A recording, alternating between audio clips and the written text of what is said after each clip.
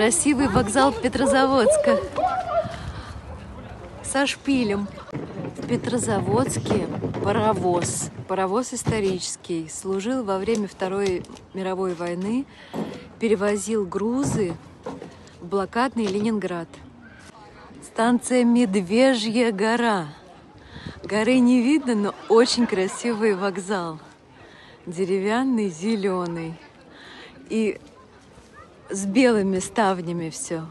Здание вокзала построено в 1916 году по проекту архитектора Г.Б. Памятная доска установлена спустя 100 лет, в 2016 году. Медвежья гора и наш поезд «Арктика». Медвежьегорске снимали «А зори здесь тихие» и «Любовь и голуби» и озеро Онега. Он гигант вообще.